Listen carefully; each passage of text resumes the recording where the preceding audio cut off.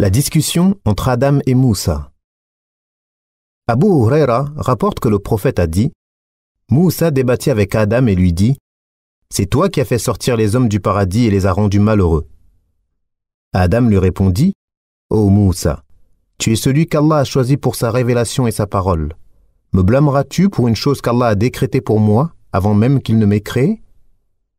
Le messager d'Allah ajouta « C'est ainsi qu'Adam eut le dessus sur Moussa. » Omar ibn al-Khattab rapporte que le messager d'Allah a dit « Moussa dit « Ô Seigneur, montre-nous Adam qui nous a fait sortir, tout comme lui, du paradis. » Allah lui montra Adam, et Moussa lui dit « Es-tu Adam » ? Oui. « Est-ce toi en qui Allah a insufflé de son esprit, devant qui il a fait se prosterner les anges, et à qui il a appris les noms de toutes choses ? Oui. Qu'est-ce qui t'a poussé à nous faire sortir, toi et nous, du paradis ? Qui es-tu ? Je suis Moussa. Tu es Moussa, le prophète des enfants d'Israël, celui à qui Allah a parlé derrière un voile et sans aucun intermédiaire parmi ses créatures ? Oui. Me blâmeras-tu pour une chose qu'Allah a décrétée avant même que je n'existe ? Le messager d'Allah ajouta « C'est ainsi qu'Adam eut le dessus sur Moussa, c'est ainsi qu'Adam eut le dessus sur Moussa. » Les avis ont divergé à propos de ce hadith. La secte d'Al-Qadariyya l'a rejeté car il contient une confirmation de la prédestination, ce qui est contraire à leur croyance. Par contre, la secte d'Al-Jabariyya l'a accepté car ils pensent qu'il est un argument pour eux, car pour eux, Moussa eut le dessus sur Adam et qu'il le blâma pour un péché qui lui ait été prédestiné. Et nous répondrons plus tard à cela. D'autres ont dit qu'Adam eut le dessus sur Moussa car ce dernier l'a blâmé pour un péché dont il s'est repenti.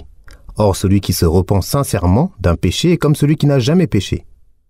D'autres ont dit qu'il eut le dessus sur lui parce qu'il est son aîné, son père, ou encore parce que leurs législations sont différentes. Certains affirment qu'ils étaient dans le monde de la tombe, al-Barzakh. Or, dans ce monde, la responsabilité légale, taklif, cesse. Ce qui est authentique est que ce hadith est rapporté de très nombreuses façons, parfois dans son seul sens sans les termes exacts, ce qui le rend discutable. Mais l'essentiel de ce hadith est rapporté par Al-Bukhari et Muslim, où l'on voit que Moussa a blâmé Adam parce qu'il s'est sorti lui et sa descendance du paradis. Et Adam lui répondit que ce n'était pas lui qui les avait fait sortir du paradis, mais celui qui a décrété pour lui qu'il sortirait du paradis s'il mangeait de l'arbre interdit. Et celui qui l'a décrété et écrit avant l'existence d'Adam est Allah. Il le blâmait donc pour une chose qui le dépassait et dont il n'était responsable que parce qu'il avait mangé de l'arbre interdit. Mais il n'est pas responsable de la sortie du paradis. Ce n'est que le décret et la réalisation d'Allah, avec toute sa sagesse. C'est pour cela qu'Adam eut le dessus sur Moussa.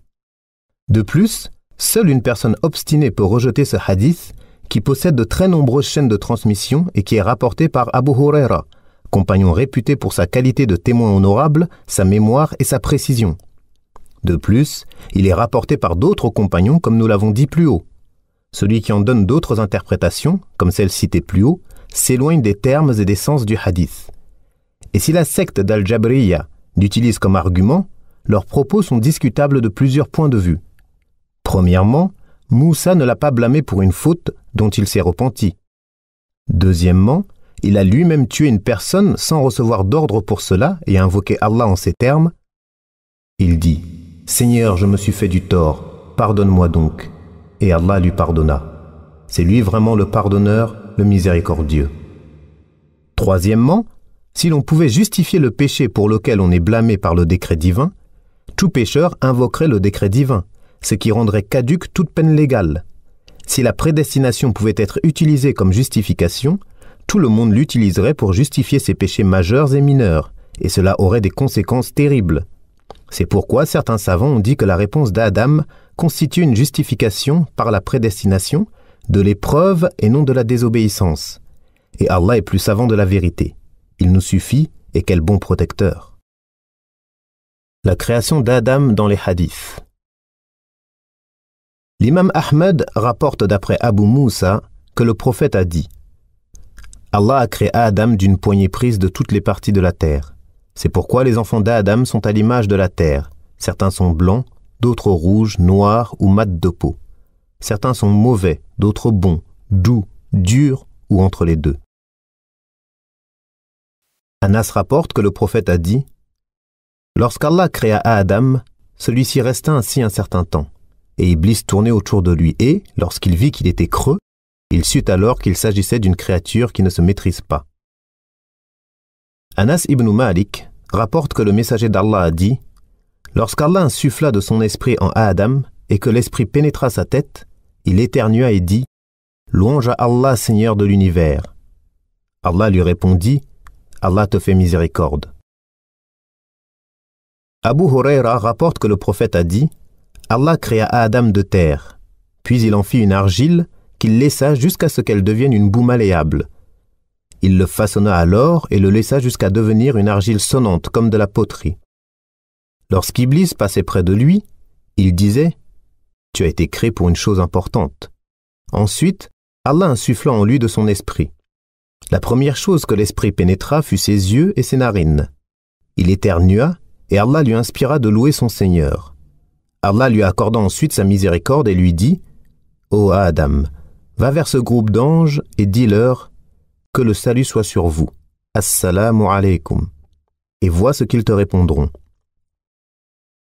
Il s'approcha d'eux, les salua et ils lui répondirent « Et sur toi le salut d'Allah, ainsi que sa miséricorde et ses bénédictions. » Wa alayka assalam wa rahmatullah wa barakatuh. Allah lui dit « Ô Adam, ceci est ton salut et celui de ta descendance. » Adam dit « Ô Seigneur, qu'est-ce que ma descendance ?» Il lui répondit « Ô Adam, choisis une de mes mains. » Il dit « Je choisis la main droite de mon Seigneur, et les deux mains de mon Seigneur sont droites et bénies. » Allah ouvrit alors sa main et Adam put voir toute sa descendance jusqu'au jour de la résurrection dans la paume du tout miséricordieux. Adam vit que certains avaient une lumière dans la bouche, et la lumière de l'un d'entre eux plut à Adam qui demanda « Qui est-ce » Allah lui répondit « C'est ton fils Daoud. » Adam dit « Ô Seigneur, combien de temps lui as-tu donné à vivre ?» Il répondit « 60 ans. » Adam ajouta « Ô Seigneur, accorde-lui une part de ma vie afin qu'il atteigne 100 ans. » Allah accepta sa demande et le fit témoigner sur cela. Plus tard, lorsqu'Adam arriva au terme de sa vie, Allah lui envoya l'ange de la mort. Adam lui dit « Ne me reste-t-il pas 40 ans à vivre ?» L'ange lui répondit « Ne les as-tu pas donnés à ton fils Daoud ?»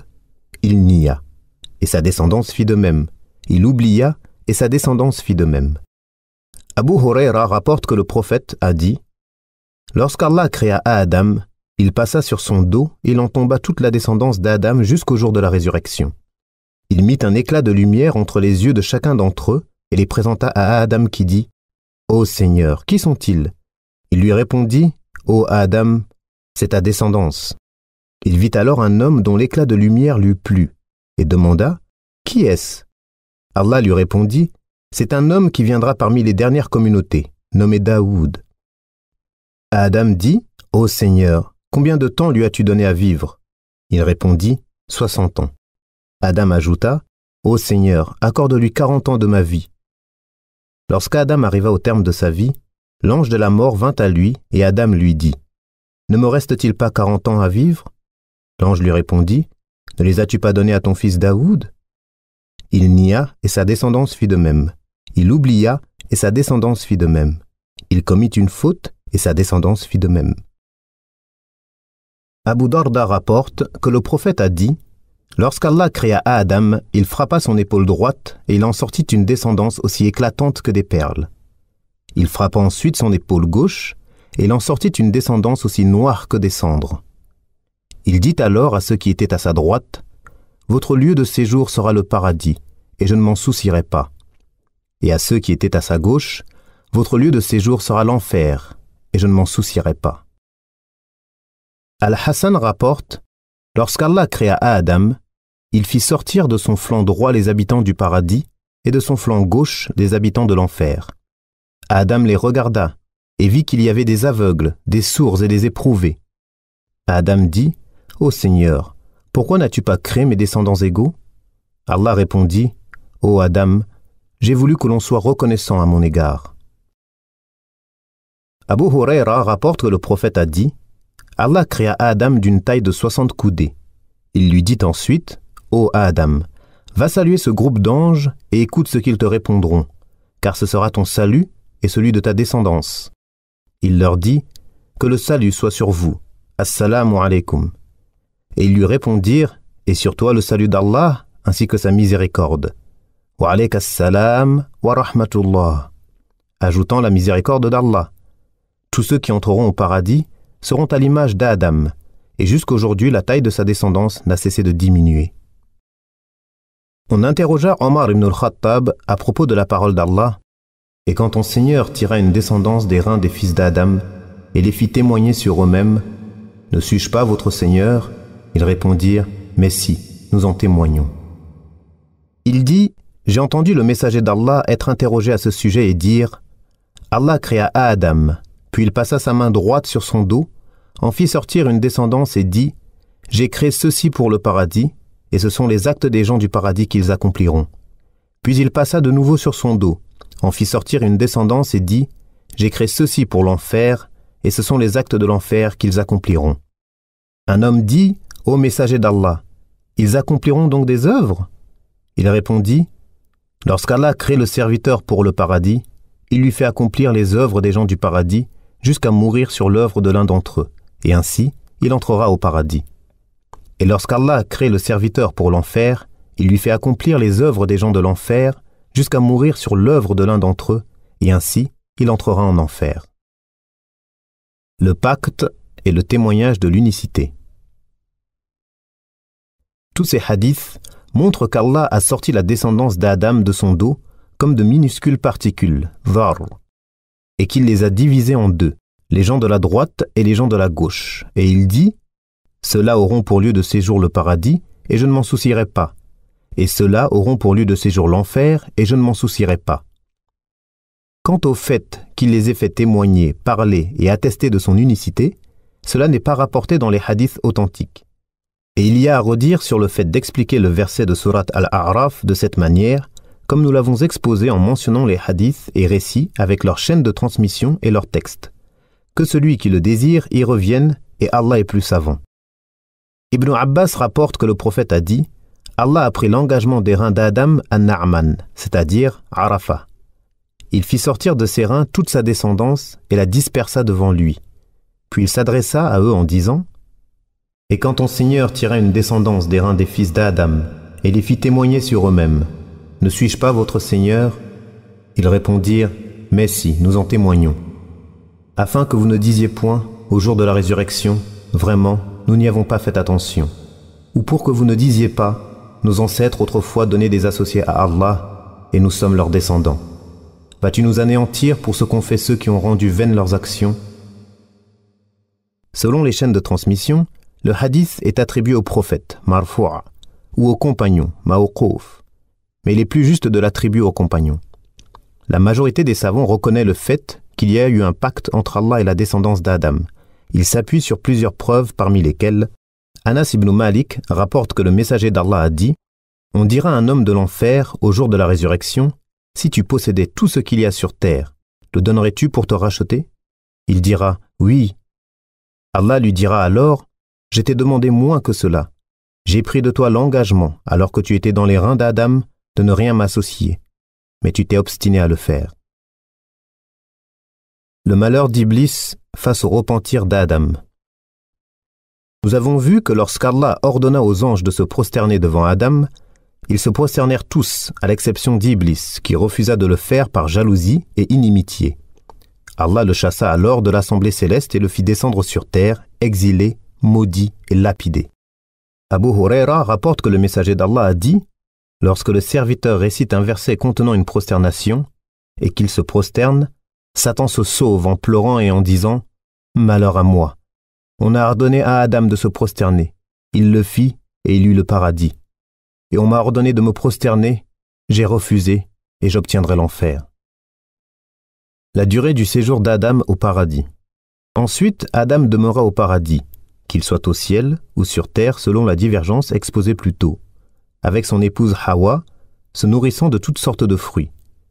Mais lorsqu'ils mangèrent de l'arbre interdit, leur nudité leur apparut et ils descendirent sur terre.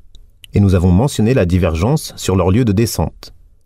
Les savants, ont également divergé sur la durée du séjour d'Adam au paradis et si on leur y avait donné des enfants. Ils ont mentionné que pour chaque naissance, on lui donnait un garçon et une fille et qu'on lui ordonnait de marier chaque garçon avec la fille d'une autre naissance, et ainsi de suite, alors que la sœur née en même temps était interdite à son frère.